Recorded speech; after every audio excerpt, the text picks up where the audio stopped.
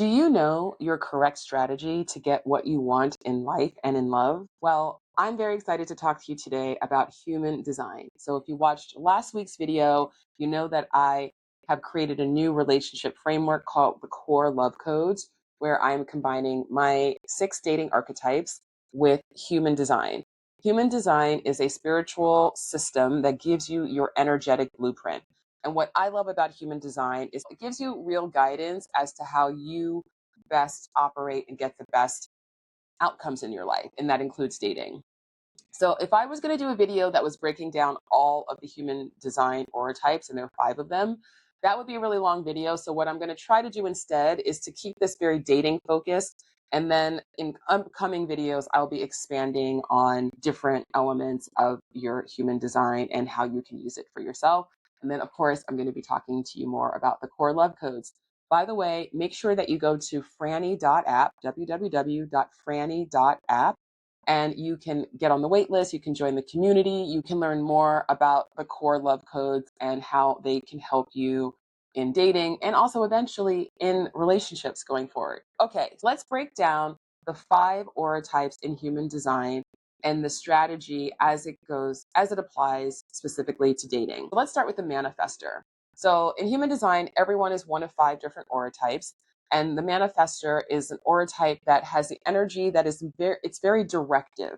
So manifestors are not meant to be shrinking violets. They're not meant to bite their tongues. They're not meant to hold themselves back. Manifestors are really here to start things, to get things going. So if you are a manifestor in dating, and being passive is not energetically correct for you. And if you are a manifestor in human design and you have been passive in dating, you probably know this for yourself, that it doesn't work out that well. So regardless of your gender, regardless of your sexual orientation, if you are a manifestor, it is correct for you, if you have interest in someone, to express that interest. Don't wait for them to express it. It's not about necessarily pursuing people, but it is about being that one who gets that domino started. Next, we have projectors.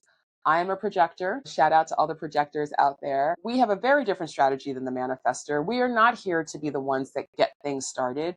We're actually here to be recognized, to be invited, and that is how we find our best relationships. That's how we find our greatest success in life in general. So it's not about being passive as a projector, but it is about understanding that you are very sensitive to other people's energy and other people can feel that as well. So if you are pursuing people as a projector without having that go ahead and that knowing that they are open and receptive to your energy, you're going to run into a lot of resistance. Whereas if you are pursuing the people who are already expressing interest in you, they've acknowledged how amazing you are, then you're actually going to have much better success. So projectors are not here to chase or convince anyone.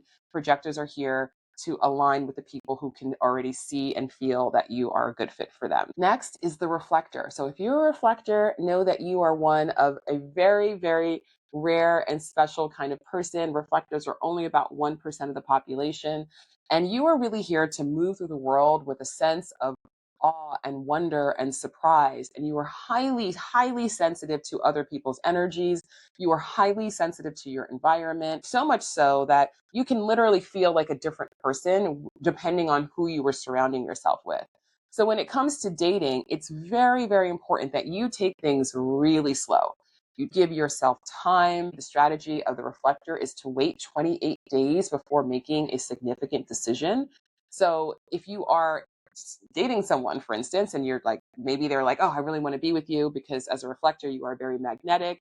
And because you are so good at mirroring other people back to them, it can really create a situation where a lot of people are like, oh, you're just the greatest thing ever, which you are wonderful. But at the same time, you want to make sure that you are giving yourself the time that you need to cycle through all of your emotions, to be in different environments, to be alone, right? It's important for you to have your alone time to recharge. You need that as a reflector. I mean, we all need that, but you really, really, really need that as a reflector.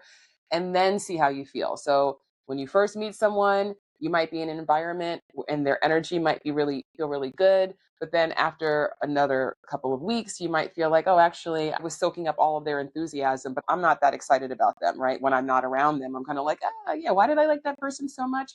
So as a reflector, you really want to make sure that you're giving yourself that time and you are prioritizing the people, only dating the people who are respectful of the fact that you need time, and they're not trying to love bomb you and just overwhelm you with attention too quickly, because that is not correct for you.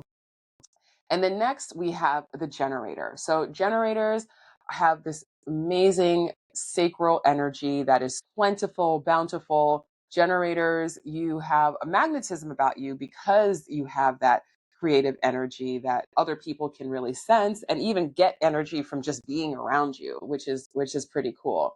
But at the same time, you are someone who, once you commit your energy to something, it is not easy for you to change course. So if you meet someone and you jump into a relationship, even if you decide pretty quickly, oh, I don't think this is the right relationship for me, it is not going to be that easy for you to remove yourself, to disentangle yourself. So you want to make sure that you are taking your time and you are listening to your gut, because your gut is going to say yes or it is going to say no. It's not going to editorialize. And that can be a pitfall for generators, thinking like, oh, well, my gut says no, but why would it be saying no? This person seems great. I should just give them a chance anyway. Or my gut is saying yes, but I don't know. I just don't see myself with this kind of person. You've got to really start to pay attention to where you're talking yourself out of what that first intuition is, because that is really here to guide you. And then last but not least, we have manifesting generators. You are very similar to generators, but you are your own aura type. You have that same sacral energy that's so bountiful, gives you so much energy to do things, do lots of different things. Manifesting generators love to have lots of different projects and to explore lots of different areas. That's incredible. When it comes to dating, that's also going to mean, like, dating lots of people perhaps, and that's all fine.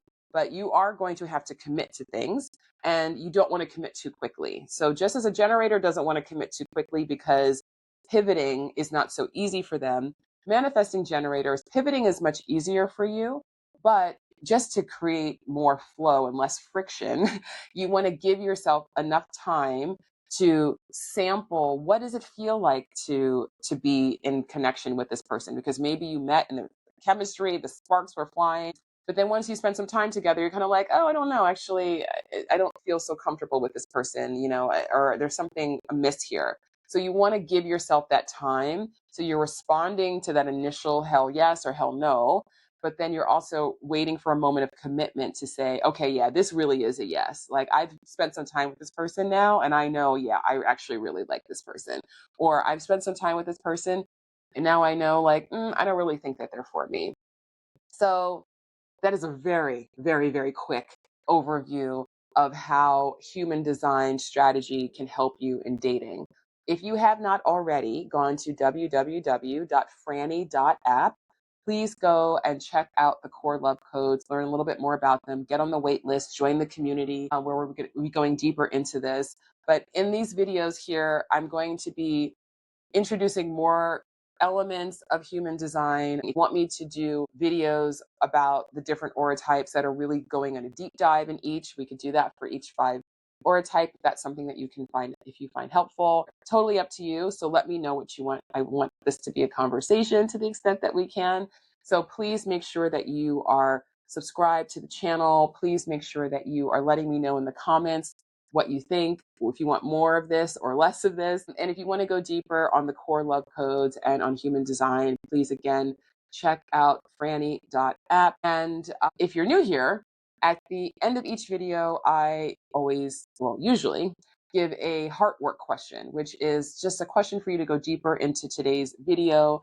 And your heart work is coming up right now. Thanks for watching.